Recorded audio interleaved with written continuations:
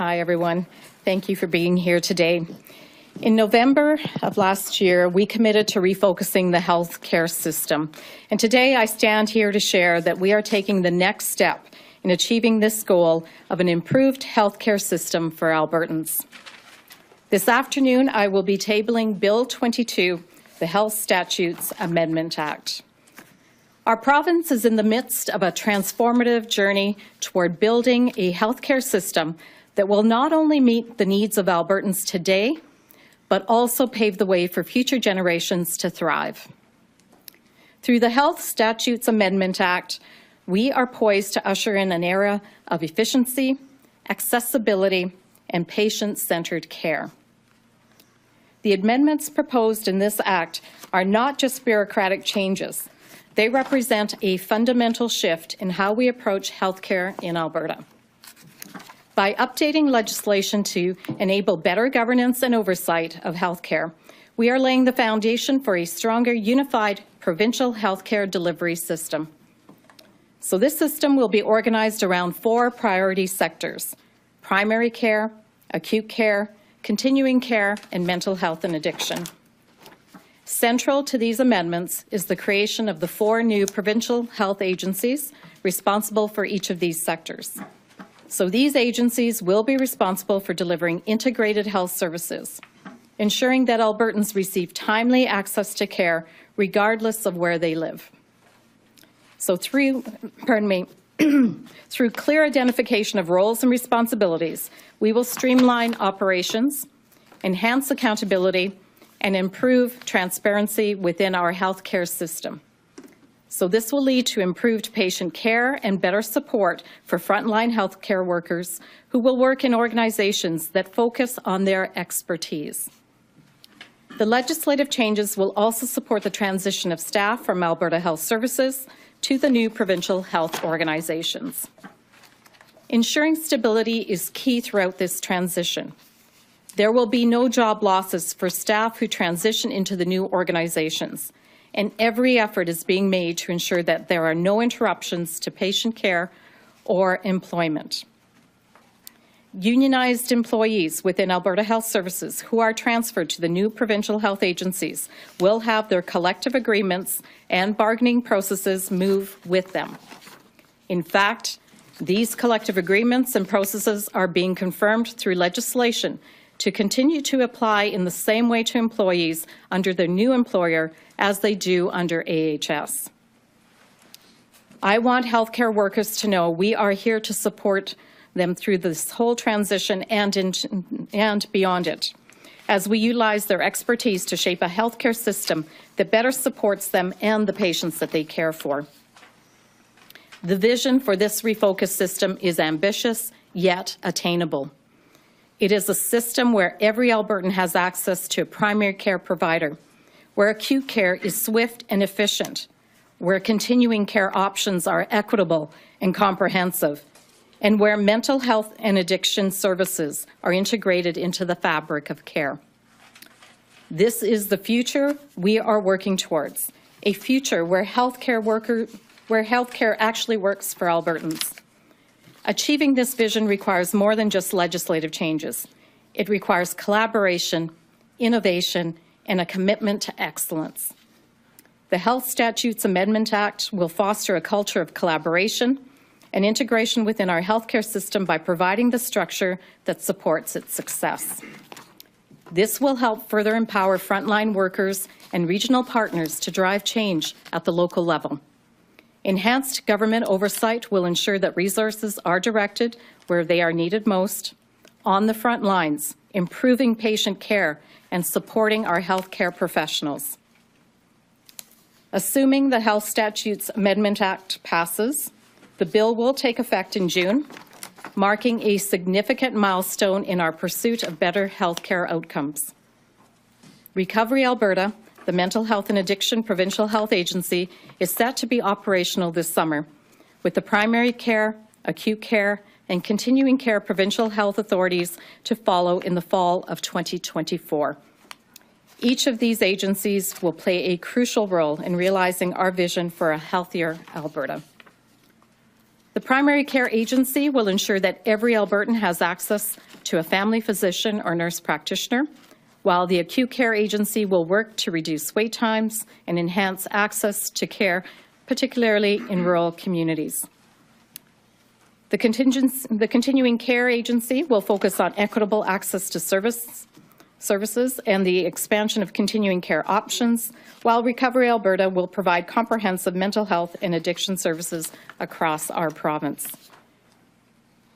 Today, we are laying the groundwork to shape the refocused healthcare system. The critical improvements to transparency and accountability we are proposing in this legislation will help support the successful refocusing of the healthcare system to one that is responsive, effective, and reflects the needs and priorities of Albertans, not just for today, but for generations to come. And with that, I will turn it over to Minister Dan Williams. Thank you,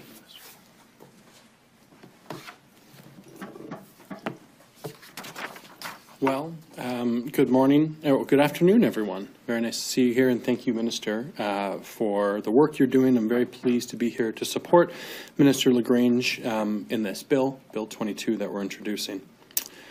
With Bill 22, we've reached a milestone in refocusing Alberta's healthcare system and establishing Recovery Alberta as the lead public provider of mental health and addiction services within our province. 5 years ago, we did not even have a Ministry of Mental Health and Addiction. Instead, these services were a single line item within the largest budget across government, and mental health and addiction services were left to be managed out of that department rather than receiving front and center attention they deserve, with the ministry, a budget line dedicated to it, and a minister responsible for executing. These made things difficult for families and mental health and addiction challenges. This passed and made things difficult for families searching mental health and addiction services. And increasingly, mental health and addiction challenges have become more common. Parents have often struggled to know where to find help for their children facing mental health and addiction challenges. I hear this many times in my role as an MLA for the most northern constituency in our province. Any family who has tried to support a child suffering from addiction or from mental illness would agree that we need to do better. We need to have more consistent access across the province for treatment and for resources for specific challenges families face. We are committed to making sure that these services are available to anyone facing a mental health or addiction challenge and to support them in their pursuit of recovery. This is a hopeful message that every person, every Albertan, every parent, every family, and every community across our province deserves to hear and deserves to have access to. For mental health challenges, recovery means someone can live a hopeful, fulfilled life even when symptoms persist.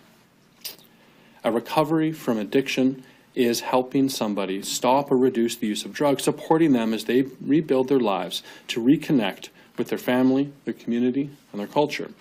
This is the focus of Recovery Alberta, the new organization that we're establishing. There are approximately 10,000 frontline staff that will be transitioning to Recovery Alberta, helping us deliver, in collaboration, support to millions of Albertans. Since our announcement last month, we have engaged with more than 1,700 staff and Albertans, each of which who are going to play a critical role in supporting Recovery Alberta and the mission we have to deliver mental health and addiction care. Through these engagements, we answered hundreds of questions, myself taking over 100 on the line with frontline workers, informing us of the challenges they face and hopes they have for the new system, and putting a focus on mental health and addiction care, making sure there is consistent access to high-quality services across our province. Staff were assured at these times that their terms and conditions of employment would remain unchanged. This includes their pay, their seniority, their vacation, their entitlement, and any other agreement established between employee and AHS. As we establish Recovery Alberta, we will be looking for opportunities to expand services to make them more consistently available across the province. This is why Albertans expect and are proud to deliver, making necessary changes to build a strong system of mental health and addiction care in Recovery Alberta. We're leading our nation with our focus on recovery.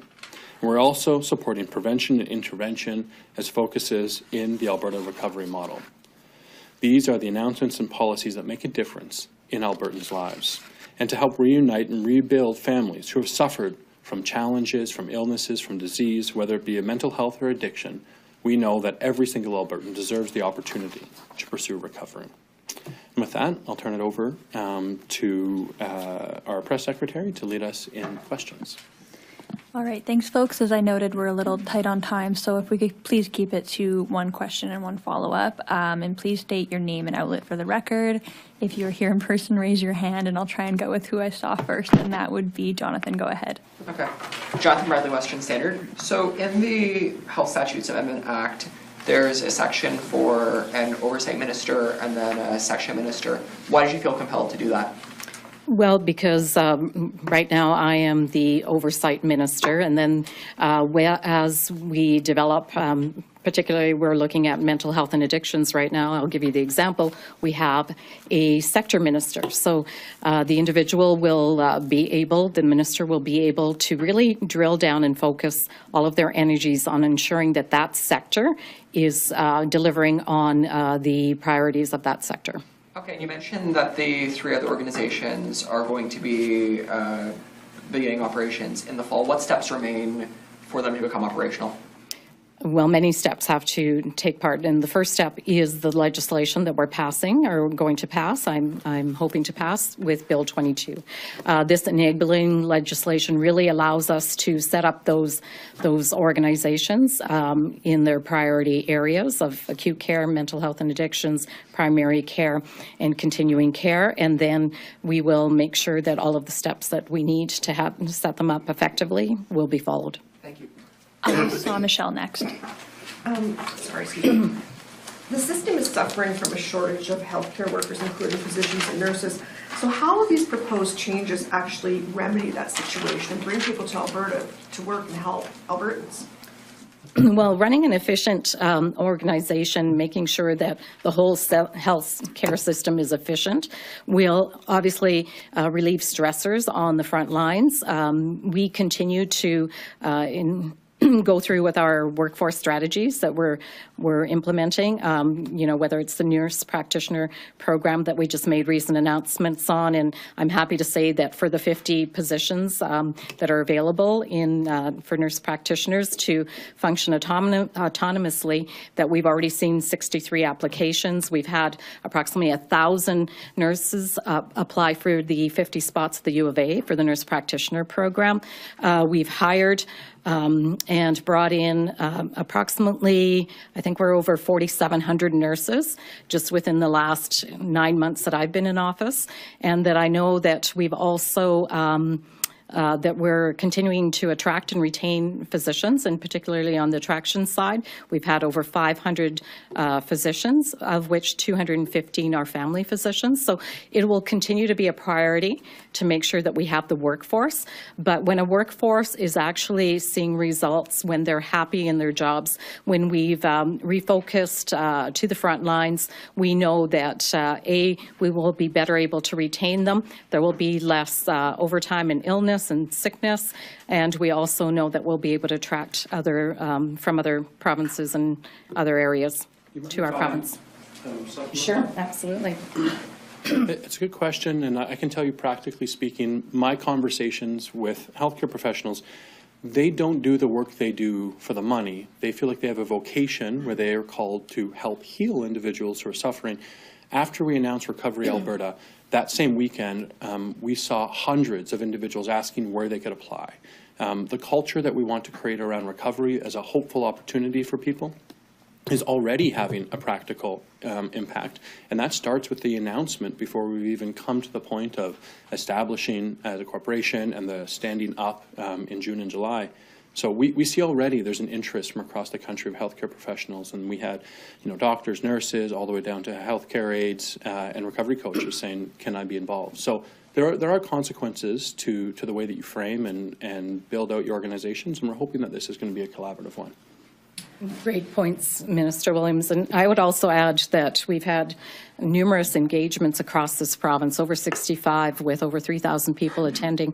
And that is one of the key areas that I continually hear, that they want to be respected, they want their voices heard, and they want to feel that their expertise is being utilized. As a follow-up. Okay, I mean, I take your point, but I mean, if I was a physician or a nurse, for example, where my services are, you know, in great demand, why wouldn't I go to British Columbia or even Saskatchewan, where the system is a little more stable? Like, this just seems like you're ripping apart the system and then trying to get it to mold it. So I mean, as someone who's a healthcare worker who work anywhere, why would they come here? Well, and I'll start and then I'll turn it over to my colleague. First of all, I would say it's the opposite. We're in fact focusing the system on allowing those health professionals to do what they do best. And right now it's quite fragmented, and it needs to be refocused, you know, that on so many different levels. And so that is something that we have heard over and over again as we've done our engagements across the province, that frontline workers really do want to be part of the solutions. They're excited by the possibilities. There's hope that the work that they're doing will in fact produce better results and can be, they can really use their skills to their full potential. Mr. Williams? Yeah, I'll add that stability has been the watchword, along with continuity, of the transition that I've led on my part into Recovery Alberta, and I can talk more about that later. But importantly, nurses would rather work in Alberta than British Columbia because working conditions of being forced to deal with weapons in the work site, blades, with secondhand fentanyl and crystal meth smoke in their establishments is not a safe working environment. And I've heard that if they don't want to go to BC, they could work in Ontario, they could work in Nova Scotia, they could work in these So the example states. given was British Columbia, and I'm highlighting why Alberta, as contrast to British Columbia, is a very attractive place to work. Not only do we have lower cost of living, terrific work environments that respect frontline staff, we have a culture in Recovery Alberta that's about healing and helping. All this is attractive to the way that professionals think when they've spent their entire life building up expertise when it comes to healing people. That's what they're called to do, and they want to do it in a place that respects that. And that's one of the reasons I think we're going to be successful. I had Catherine, then Brianna. Yeah, so your department officials couldn't tell us, so what happens to public health inspectors after AHS is transitioned to its own organizations? Well, we are currently looking at public health as a whole. It is something that we've heard very strongly through the engagements that we've done, and we will have more information on that as we continue to bring forward advancements. So when, and like I see that this bill gives you the power to create new organizations beyond just these 4. So is that what you're looking at doing, or when will we No, at this point in time, we are just looking at the 4 organizations, but there's a lot of work, and we are distilling all of the information that we have been getting through the engagement sessions. And so we've received tremendous information, particularly around public health, and so we will continue to work with the information we've received. Is Alberta still going to have public health? I believe it's for, yes, we will have public health, yes. All right, Brianna. So just to answer that question, but yes, I'm sorry. Yeah. I think we got off cycle. Unless that was your question, yeah. I want to ask, you were talking about it being fragmented, it needs to be refocused, but we're going from one centralized board to potentially 4 PHAs with 4 separate boards, 4 separate priorities, 4 separate. How are we becoming more integrated? That was the whole point in 2008 of creating AHS, was making an integrated system. It seems like we're doing the opposite. Well, the focus in 2008 was really to develop one regional health authority that was focused on acute care. But obviously, Alberta Health Services has branched into so many other areas other than acute care. When you look at it, oversees roughly about 28% of continuing care, but it holds all the contracts with all the other continuing care providers. It really is fragmented.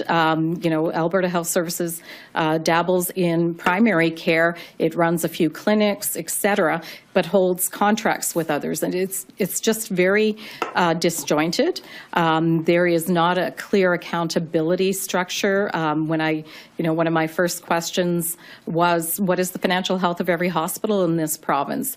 And to not be able to get a response to that was problematic. So we really need to make sure that Alberta Health Services in particular is focused on what it should be doing best, which is providing excellent acute care services. And we know that that has not always been the case. And so we want to make sure that we're doing just that. I'm happy to supplement as well. I was going to ask about the timeline. I know we're short on time, so I appreciate that. But we're looking at this by the end of this year. Why the rush? This is such a large change. Why the rush? Well, we're not rushing. We're working methodically to do what needs to be done. We have to set these organizations up. We have to set them up for success. When we announced in the fall, we said we would be doing public engagement. We've gone out. We've done that extensive public engagement. We're going to continue to engage. We originally thought we would be able to stand up the continuing care in the spring here. That has actually changed, so we're adjusting our timelines as necessary. But what we need right now is this enabling legislation so we can continue to do the work. We are going to be setting up the mental health and addictions organization here, Recovery Alberta, right away once this legislation passes. And we anticipate setting up continuing care, primary care and acute care in the fall. And that is something that we have been stating all along, and we just need to keep going on the timelines that we've previously announced. But if we need to adjust, we're very flexible and are willing to adjust as needed. I've got Lisa, then Shay, then Janet. Oh, Janet, go ahead then. Or sorry, Shay, go ahead. My bad. Sure. I'm just trying to understand it all. The reorganization sets out to create 4 new public health agencies, an integration council, the procurement secretariat, a center of recovery, and 13 groups underneath that to allow for input, as well as the creation of these new health services delivery organizations. And as Brianna mentioned, I imagine these organizations will have their own management structures. There's even some allowance in legislation to allow for new ministers to be appointed, as well as new organizations themselves. So I'm just hoping to understand how this plan actually will reduce bureaucracy and top-down decision-making, or if that's in fact still the goal. Well, it is absolutely the goal, and it is certainly something that it's a top priority for us. When you look at the way the structure is right now, and it's nothing different than what we announced in the fall when we said we were coming forward with the 4 new organizations.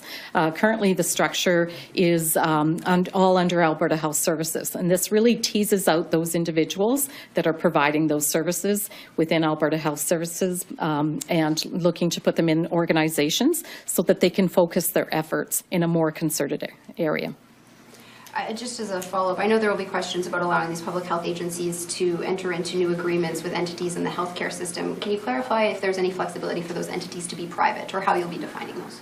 Well, currently all of those entities have contracts within, as I said earlier, if we take continuing care as an example, Alberta Health Services provides roughly about 28% of continuing care, but it holds the contracts with all those other agencies, whether they're nonprofits or independents. But in the future state, under the continuing care organization, that organization will oversee all the contracts within continuing care, including the ones that exist within Alberta Health Services. And then Janet, go ahead.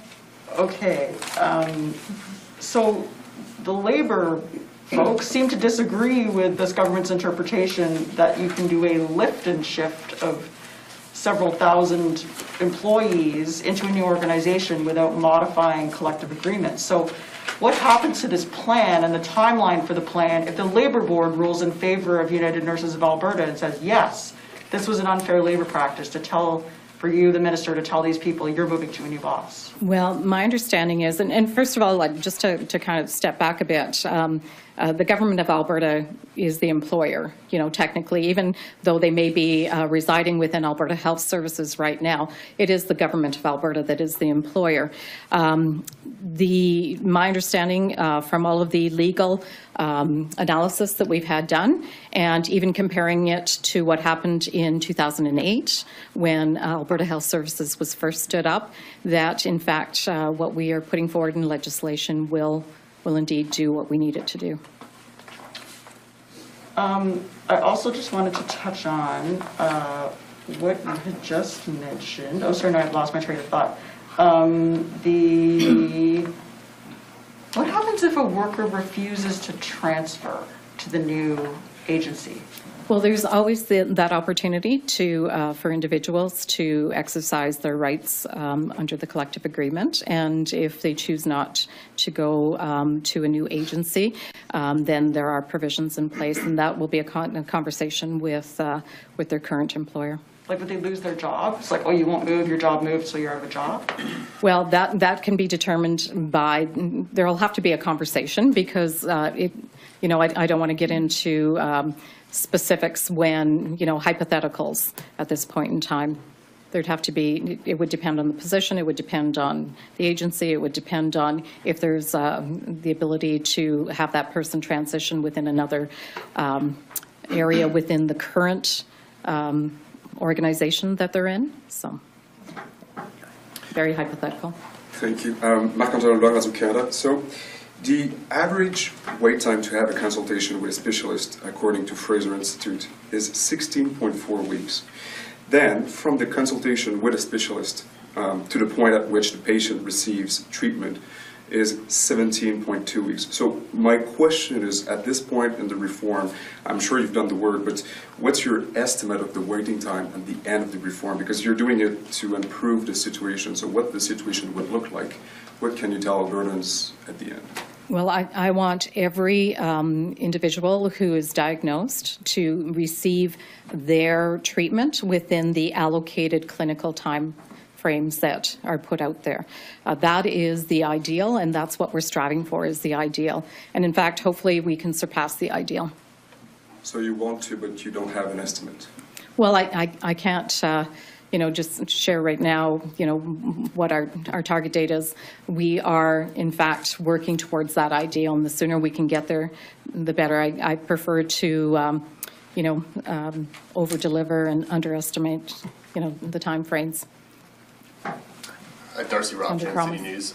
It's off topic, but Minister, I wanted to get your reaction to this Injection of Truth town hall that's scheduled in Calgary for next month. It's being organized by the UCP. Is the Alberta government aware of it? Are you aware of it? What's your response to that?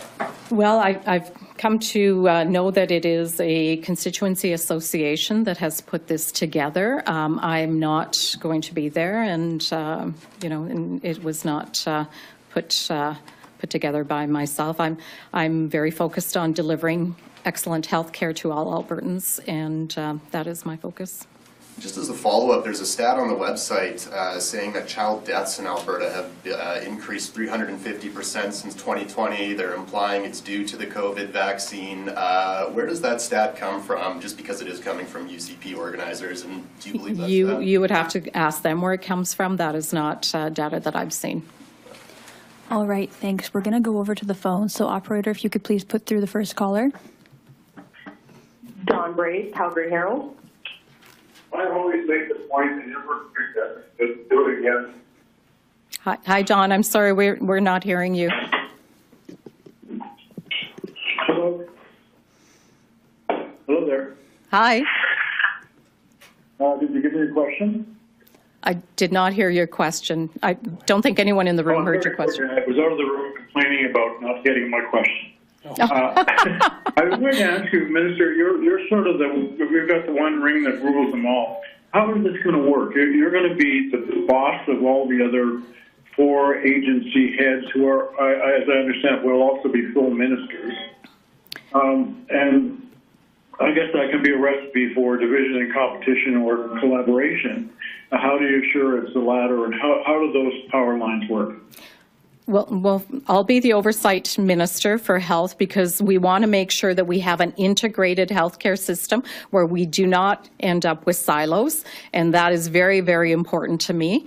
Right now, the Minister of Mental Health and Addictions is Minister Williams, and the other 3 organizations that will be stood up, I will also be the sector minister of those organizations. But we just wanted to make sure in legislation that if something changes changes in the future, that we have the ability to do those changes.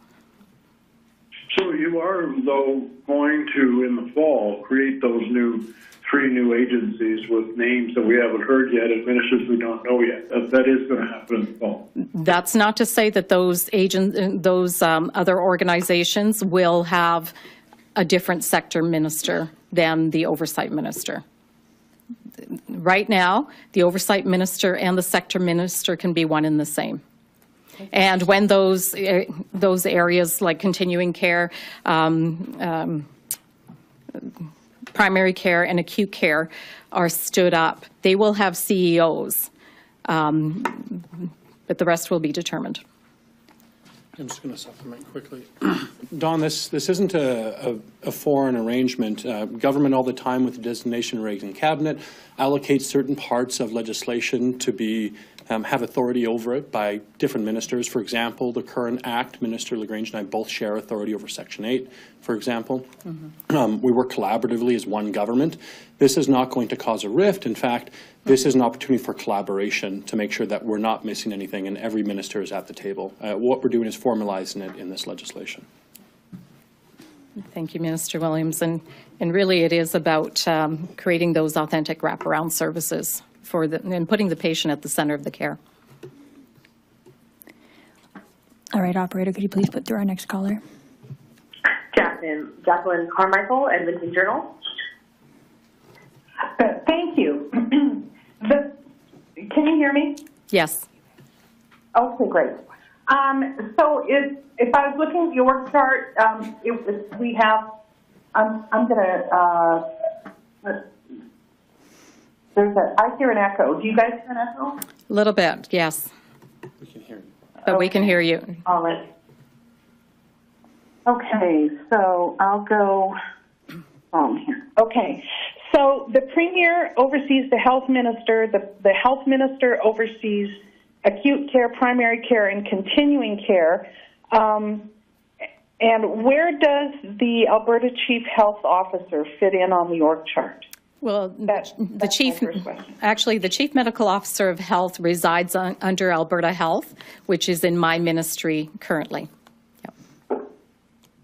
So that's where the Chief Medical Officer of Health currently resides, and that's where he will continue to reside. Okay.